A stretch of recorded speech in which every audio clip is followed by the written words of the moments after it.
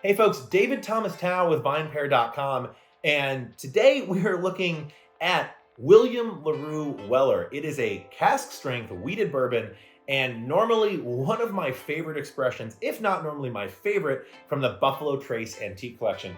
I'm going to talk about what I thought about this bourbon. If you want my full review, where I go like a lot more in depth on tasting notes, I really nerd out, click on the link in the description below. I actually reviewed all 5 expressions for VinePair, so I'm a lucky guy. It would require some reading, but I know you're up to it. Before we get into that, make sure to subscribe to VinePair on the youtube.com. Here's the deal. You can leave a mean comment about me. It's fine. That's a decent trade-off. I am willing to make that bargain. All right.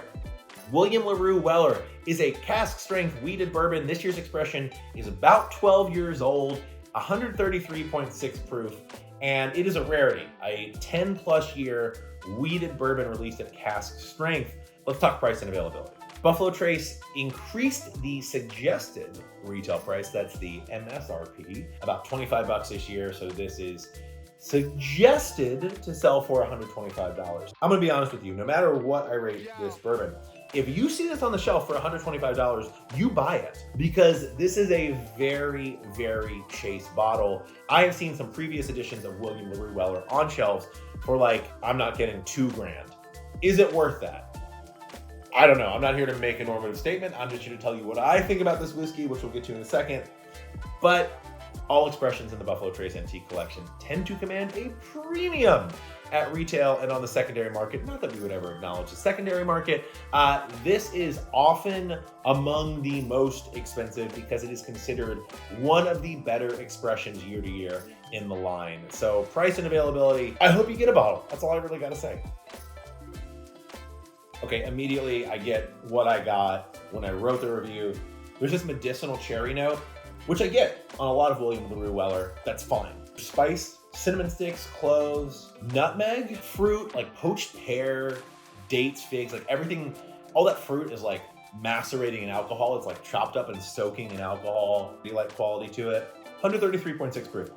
Here's what I'm missing on the nose that separates some of the best William Larue Weller expressions. There's not this like freshness. I just recently finished a bottle of 2015 William Larue Weller, which I freaking loved. And every time I nosed it, it brought like that medicinal cherry, it brought that alcohol soaking fruit, it brought that spice, but there was this like freshness to it. It was like you take bread out of the oven and there's this waft of like, oh, that's fresh baked bread, right? Or, oh, that's fresh baked sourdough. Like it had a little bit of that. This doesn't have that. Not quite this year, although the nose is familiar.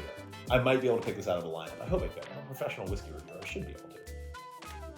Dark caramel, just about the darkest caramel you're gonna get, edging up to that burnt caramel line. It doesn't quite cross over.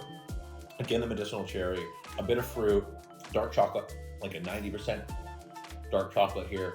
That dark caramel sweetness is really intense. As I sip more, the chocolate lightens up a little bit.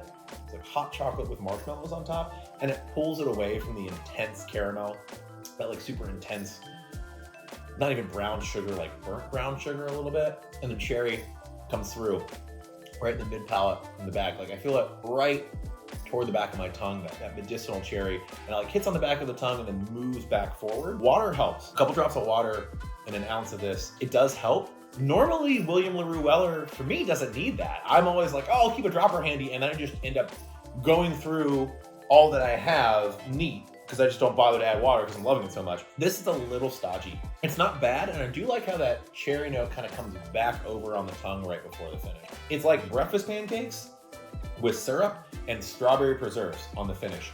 The fruit moves from a medicinal cherry to like a strawberry preserve. It's not fresh fruit.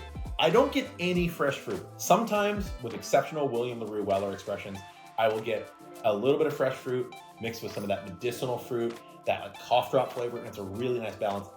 This year, it doesn't quite hit that. This is tasty, don't get me wrong. If you were offered a pour of this, say yes. How many more can I get? That's the right thing to say. But even though the finish is long and improves upon some of the earlier parts of the palate, for me, 93 points here, which is lower than I would have scored pretty much any William Larue Weller expression from the past 7 or 8 years. Again, I would need to do them all side by side. If you have those samples and you want to send them all to me, I can do them all side by side and rank them for you. I volunteer as tribute, but yeah, 93 points, a very tasty whiskey, but just not quite hitting those like superlative highs that often put this bourbon in my running for the best bourbon of the year. 2023 William Larue Weller, actually my least favorite of this year's Buffalo Trace Antique Collection. I know, I was shocked too. Let me know if you agree or disagree. Sound off in the comments. Hate me, love me, agree, disagree. I want to hear from you. Thanks for tuning in.